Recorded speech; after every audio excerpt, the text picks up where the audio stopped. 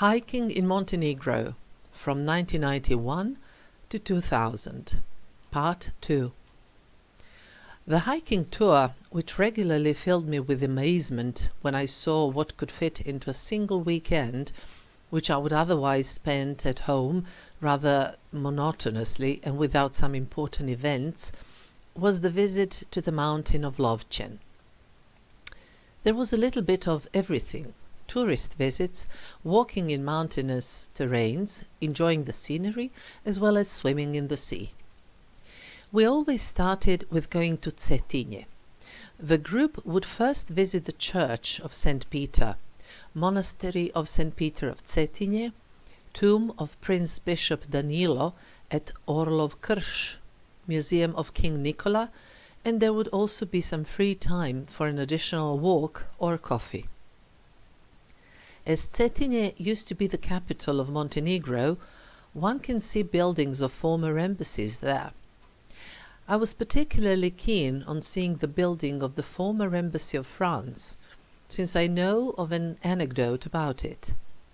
Many years ago, a former colleague told me that when she went there for a visit, the guide who took her around this pretty and delicate building said that during the construction of the edifice there was a mix-up of the designs, and that the design originally planned for the French embassy in Cairo came here, while the one for Cetinje went there.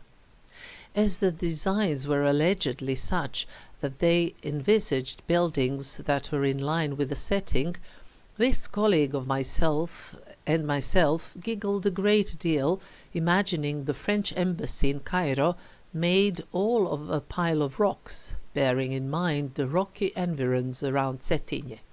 Of course, I don't know whether this story is true, but even today I remember the fun the two of us had imagining the poor building. After relaxing in Cetinje, we would go to Jezerski Vrh, a peak on Mountain Lovćen, where the mausoleum of Peter II Petrovich Njegoš is located. Njegoš was a prince-bishop who ruled Montenegro in the first half of the 19th century. He was also a poet and a philosopher, and is regarded as one of the most important Montenegrins and Serbs in history.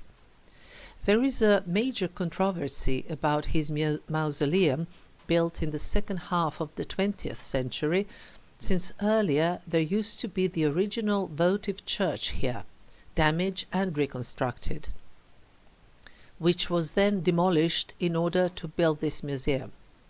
Well, regardless of the disagreements, it's there apparently to stay. What I find particularly impressive about this place is that Njegoš had his votive church built during his lifetime, and he specifically chose this peak, Jezerski Vrh, the second highest peak of Lovćen. The highest peak is Štirovnik. It is said that Njegoš, albeit fully aware of his own importance for his nation, was still incredibly humble and modest, and that he said the highest peak of Lovćen ought to be kept for whoever would be better and more important than him. A lot can be learned from this. Having finished with a visit to the mausoleum, the hiking group would continue on foot, following a trail that descends towards the village of Njegoši. As we approached the place, we would be greeted by the wonderful scent of Njeguški pršut, dry-cured ham, specialty of this area. Once, as we passed by a large drying facility, the owners allowed us to go in for an informal visiting tour. My God, there were so many drying hams hanging above our heads and filling each our pore with a seductive aroma. Fantastic. Still, that time it all came down only to watching. In Njegoši we would still have the time to visit an old house which is said to be Njegoši's birth house, but this is not certain. It doesn't matter whether it is or it isn't, but the house is actually a small ethnographic museum that shows what households in Montenegro used to be like in the 19th century. Very modest, even when future rulers used to grow up in them. But this was not only a descent hiking tour, at least not for me, because one year a friend of mine, Milena, and I decided to go up from Njeguši to a nearby village of Bukovica, in which there is a restaurant where one may enjoy homemade mead, which was quite a rarity at the time. Mead is supposed to be the traditional drink of the ancient Slavs, but over the centuries the younger Slavs moved on to spirits, rakia, which is fruit brandy, and vodka, for instance. The following morning we would all get up very early, because already at 6 o'clock we were moving on. First we would walk for an hour along the road leading to the town of Kotor on the coast, and then we would get off the asphalt road and move on to a trail, an ancient path which for centuries, when horses and donkeys were used for transportation, connected the coastal and the continental parts, something like a medieval highway. Nowadays, this old road, so to speak, is an occasionally crumbled trail, but one can use it in order to get to a viewpoint at which we always made a breakfast break. As we sat there scattered across the surrounding rocks, each time I had an impression my legs were just hanging above Kotor, for this natural viewpoint is located high right above the town, which is in the UNESCO's World Heritage List. Other than the magnificent view at Boka Kotorska, or the Boka Kotorska Bay, when descending down the old road, one may also see a part of the modern asphalt road from which the route was laid down during the reign of King Nicola, who ruled from 1860 until 1918. In one section there is a series of sharp curves on that road which, when seen from above, resembles the letter M. It is said that the chief engineer for the construction of the road fell in love with the Montenegrin queen Milena, and that this was the sign of his love for her. I don't know if this is true, but this is the story people like to tell. By the way, King Nicola and Queen Milena had 12 children, and most of them got connected to the European aristocratic families through marriages, including the eldest daughter Zorka, who became the Queen of Serbia through marriage, and daughter Jelena, or Elena, who was married to Vittorio Emanuele III, the King of Italy.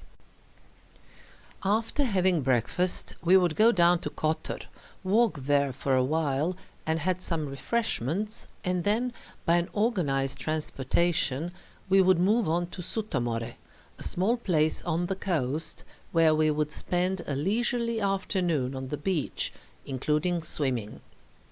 The reason for going to Sutomore of all places was that this was where we would catch the evening train in order to return to Belgrade. The viewpoint above Kotor has also remained in my memory as the place with the most beautiful sage I've ever seen. Everywhere around that point there were bunches of sage growing in abundance, far from any human activities. And when I'm mentioning this, I can't help evoking the magnificent wild flowers I kept seeing while walking around Montenegro.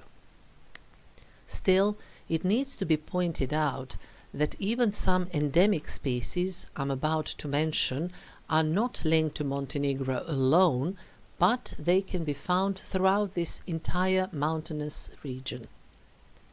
At the very beginning of my hiking career, so to speak, I wondered at people who would stop every now and then in order to take photo of some flowers, and I actually thought they were completely crazy for doing that. However, as the time passed and I kept coming across some beautiful samples of the flora, I couldn't help but take photos of them myself. And not only that, but over time I also learned their Latin names. In addition to wild flowers, which were often breathtaking, we also regularly came across plants with medicinal properties, which we would pick for herbal teas. But, as one may put it, this experience has ruined other teas for me. Namely, after the mint I picked in the Prokletie mountain range, I could never again take mint in tea bags, because in comparison to the real mint, so to speak, from wilderness, the tea made from the bags tastes as if made of cardboard.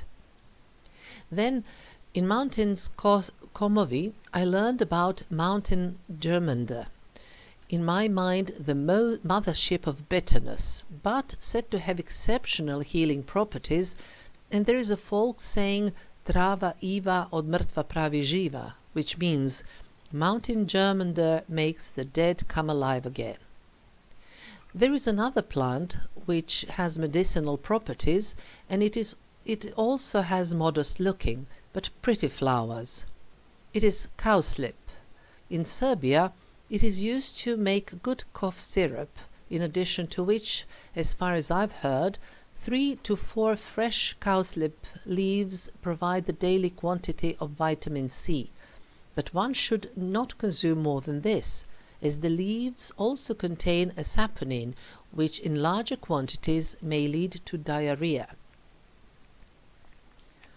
In several places, although not too often, we also used to come across another famous healing plant, great yellow gentian, whose root is traditionally put into fruit brandy, which after a while becomes a healing potion.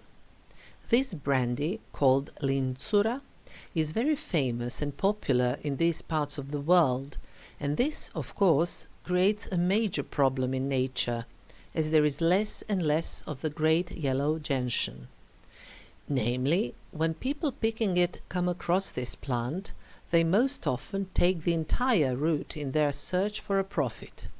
Oh yes, it's again the infamous profit creating havoc in nature, and I wish somebody would give me its phone number so I can say it right to its face all that I think about it. This, logically, completely destroys the plant. Nobody has anything against people picking plants with healing properties, but this really needs to be done in a sustainable way. That is, do help yourself, but have the common decency to leave a little for somebody else too, or at least for another time. It's not only a question of common courtesy, but also of wisdom. And this is the case of an utter lack of wisdom and the rule of stupidity. For it would suffice to leave a piece of the root for the plant, which could then recuperate, grow further, and proliferate, meaning more roots. But no, people who are often not bright, which doesn't prevent them from having insatiable financial appetite, dig it all up, while the great yellow gentian is facing extinction. There is another plant from the same family as the great yellow gentian, but its main advantage lies in the beauty of its flower. This is the spring gentian. When talking about beauty, wild lilies stand out in particular. There are several versions of them. As opposed to the developed hybrid species, the flowers of the wild lilies are smallish, and they usually have a 3 to 4 centimeter diameter. And I should not forget endemic species. There are comparatively many of them, but in my collection of photographs there are 2 that stand out: Dalmatian saffron and pretty violet. A particularly interesting species is a plant from the butterwort genus, which is carnivore. I always used to think that such plants were completely exotic, living in jungles or some faraway places. But here is one just like that in the middle of so-called tame Europe. Still, perhaps my most magical experience in connection with flowers in Montenegro was when, while crossing over Mountain Bjelasica, we came across an entire field covered in narcissus anemone. You could literally swim in flowers there. The tour, during which we walked to the mountain tops of Bialasica from one side, while descending to the other side of the mountain, led toward its end through a large forest where I first encountered wild garlic. It was very simple, actually. The entire forest smelled of garlic, and I was completely puzzled about it. Then my fellow hikers explained the origin. Finally, we ended with our walking tour at Biogradsko jezero, meaning Biogradsko Lake, which in itself is particularly beautiful. There is a nice walking path around the entire lake, so that those who reach the lake by car, not very far from the road linking the north of the country to its coast, can make a break and enjoy the beauty of the lake and the surrounding nature. At the time, I used a photo camera with a polarizing filter, which enabled me to get some special effects specifically well seen on a photograph from Biogradsko Lake, where almost the entire reflection is removed from the surface of the lake and the underwater growth can be seen nicely through the water. Enjoy the view.